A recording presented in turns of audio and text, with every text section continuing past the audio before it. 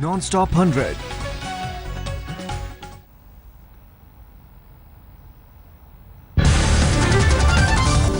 प्रवर्तन निदेशालय ने 3 साल पुराने फेमा कानून के उल्लंघन के मामले में शाहरुख खान से पूछताछ की। 3 घंटे तक मुंबई दफ्तर में शाहरुख खान से पूछताछ। 3 साल पहले शाहरुख की आईपीएल टीम केकेआर पर फेमा एक्ट के उल्लंघन का था मामला। फॉरेक्स उल्लंघन के लगे थे आरोप।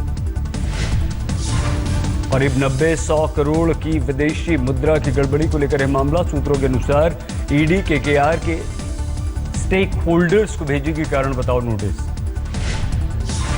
केकेआर टीम के सीईओ वेंकी, 2 चार्टर्ड अकाउंटेंट अपने बॉडीगार्ड के साथ बीती शाम 6 बजे पहुंचे थे ईडी दफ्तर। शाहरुख 9:30 बजे दफ्तर से बाहर निकले। मामले में दूसरी बार हुई है शाहरुख खान से पूछताछ, जिससे पहले नवंबर 2011 में भी हुई थी पूछताछ। बिहार के हार पर बीजेपी में रार। मोदी और शाह के बचाव में आए गडकरी। कहा, हार और जीत की होती है सामूहिक जिम्मेदारी। गडकरी ने कहा, हार और जीत किसी एक व्यक्ति की वजह से नहीं होती। बिहार में जो हुआ उसकी जिम्मेदारी सिर्फ मोदी और अमित शाह की नहीं। गडकरी ने कहा, लोकसभा चुनाव में जीतने के बावजूद अगर आंकड़ों को देखें तो जेडीयू और आरजेडी का कुल वोट शेयर था हमसे ज्यादा। दोनों के जुड़ने से हमें हुआ नुकसान। गडकरी ने संघ प्रमुख के बयान को दोषी मानने को भी बताया गलत। बोले, चुनाव पर ऐसे बयानों से कोई फर्क नहीं पड़ा। गडकरी ने कहा, चुनाव में सामूहिक जिम्मेदारी की परंपरा है पुरानी। अटल आडवाणी के दौर में भी हम चुनाव हारे ज्यादा थे, जीते थे कम।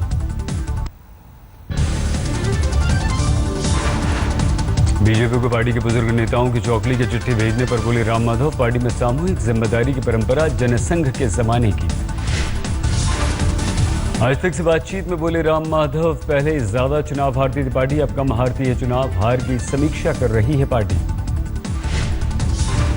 राम माधव ने मीडिया में बयानबाजी को लेकर भी नेताओं को दी नसीहत। का पार्टी प्लेटफॉर्म पर रखेंगे अपनी राय तो पार्टी को होगा फायदा। शत्रुघ्न सिन्हा ने बुजुर्ग नेताओं की चिट्ठी के बाद ट्वीट पर छेड़ा नया राग। कहा, अब निशाने पर चारों की टीम। शत्रुघ्न ने चारों नेताओं को मित्र, चिंतक, गुरु कहा। ट्वीट कर ईश्वर से पार्टी की रक्षा करने की कामना की। सुनंदा पुष्कर की मौत का राज खुलने की जगी उम्मीद। दिल्ली पुलिस को एफबीआई लैब ने भेजी विस्टा की रिपोर्ट। दिल्ली पुलिस को ईमेल पर भेजी गई 8 पन्नों की रिपोर्ट। दिल्ली पुलिस कमिश्नर ने रिपोर्ट मिलने की पुष्टि की। Delhi police commissioner BS Bassi का बयान, एम्स के डॉक्टर्स की मदद से तैयार की जाएगी फाइनल रिपोर्ट। जरूरत हुई तो थरूर को पूछताछ के लिए बुलाया जाएगा।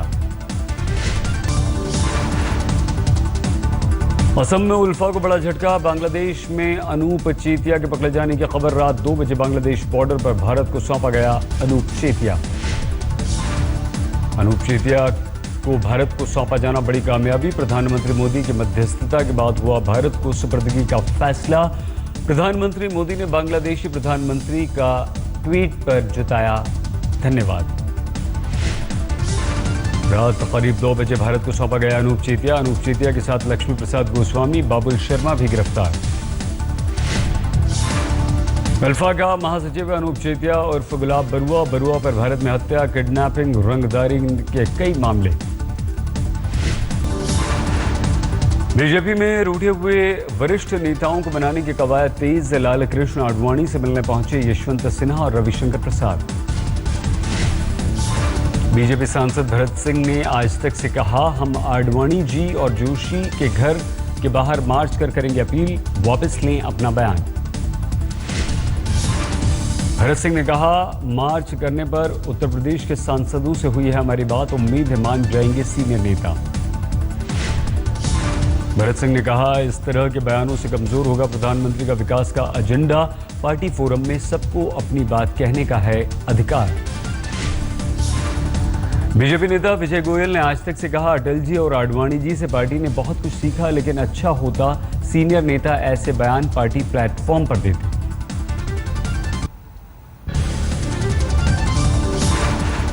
बिहार में बीजेपी की हार के बाद लालकृष्ण आडवाणी समेत 4 बड़े नेताओं ने मोदी पर बोला हमला। बयान जारी कर कहा, दिल्ली की नाकामयाबी से भी नहीं सीखा कोई सबक। चारों नेताओं ने बयान जारी कर कहा, हार के बाद सभी को जिम्मेदार ठहराने का मतलब कोई जिम्मेदार नहीं। बीजेपी नेताओं ने साझा बयान में कहा, हार की वजहों की गंभीरता से समीक्षा जरूरी। बिहार चुनाव के लिए जिम्मेदार नेता खुद को समीक्षा से अलग रखें। साझा बयान जारी करने से पहले मुरली मनोहर जोशी के घर पर हुई बैठक में अरुण शौरी और गोविंदाचार्य भी पहुंचे।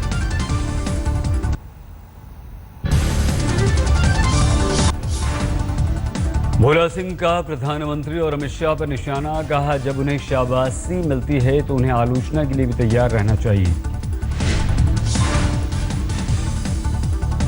बेगूसराय से बीजेपी के सांसद भोला सिंह ने कहा, बिहार चुनाव के लिए जिम्मेदार नेताओं को हार की समीक्षा से अलग रखा जाए।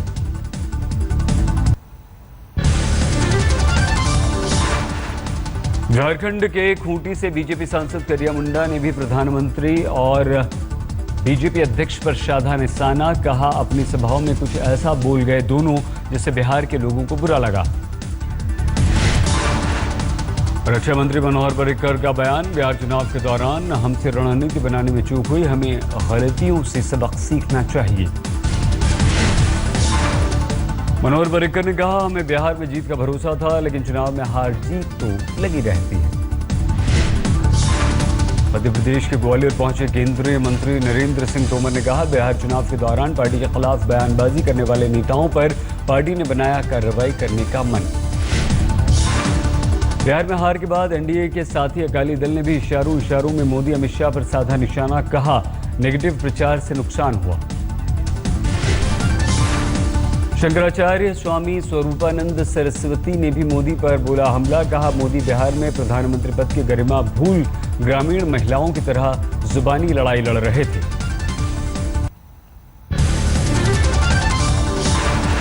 अपने बेटे तेजस्वी के विधायक चुने जाने के बाद लालू प्रसाद यादव ने राघोपुर का किया दौरा। लोगों से कहा, मैं आपका नौकर, मेरा बेटा भी आपका नौकर। पटना से नाव पर चढ़कर राघोपुर पहुंचे लालू ने कहा, मेरे बेटे को जिताने के लिए आप सभी का धन्यवाद। राघोपुर पहुंचे लालू को सताया जंगलराज का डर। लोगों से कहा, मिलजुल कर रहो, झगड़ा करने पर बचाऊंगा नहीं।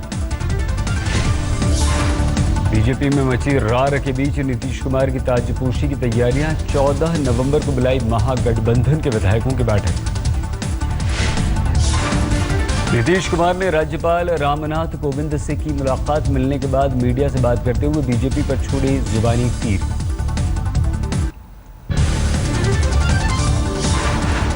गिरीश कर्नाड के टीपू सुल्तान पर दिए बयान के खिलाफ बीजेपी का प्रदर्शन।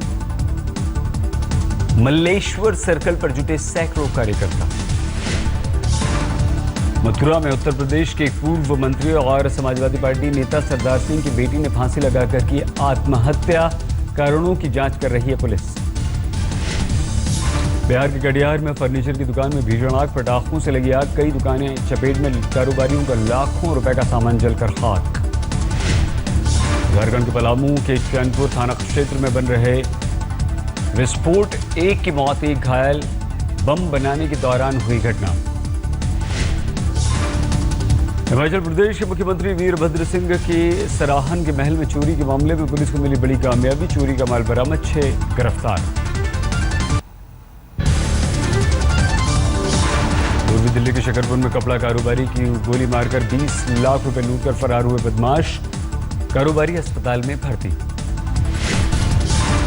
यूपी के एटा में निजी बस ने 2 बाइक सवारों को मारी टक्कर। गुस्साए लोगों ने बस में आग लगा दी। लखनऊ में हुए ट्रिपल मर्डर केस की पुलिस ने सुलझाई गुत्थी। मृतक डॉक्टर के 2 सगे भाई गिरफ्तार। पुलिस के अनुसार अवैध संबंधों, रुपए के लेन देन को लेकर भाइयों में हुआ था विवाद। झारखंड के पलामू में हाईवे पर लूटपाट करने वाले लुटेरे गिरफ्तार। नक्सली के वेश में राहगीरों को बनाते थे अपना निशाना।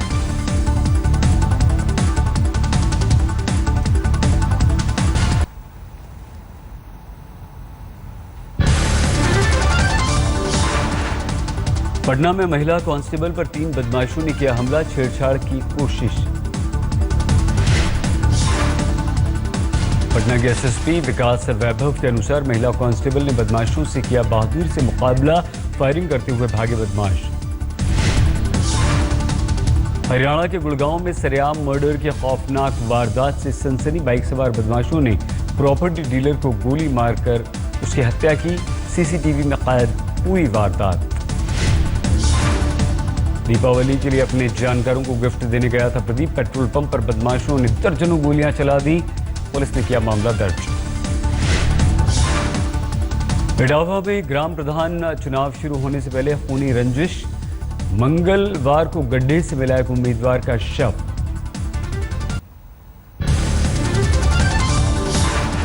उड़ीसा के भुवनेश्वर में पावर जनरेटर में ब्लास्ट, हादसे में 3 की जान गई। बिहार के गया में 2 नक्सलियों ने किया आत्मसमर्पण, दोनों के खिलाफ दर्ज हैं कई मामले। पश्चिम बंगाल के जलपाईगुड़ी में 5 पशु तस्कर गिरफ्तार। वन विभाग ने हाथी दांत, गैंडे के सींग बरामद किए। उत्तर प्रदेश के नोएडा में बाइक सवार युवक को बदमाशों ने मारी गोली। युवक की मौत, हत्या की वजह का पता नहीं। लखनऊ के आलमनगर रेलवे स्टेशन पर मालगाड़ी पटरी से उतरी, हादसे में कोई हताहत नहीं।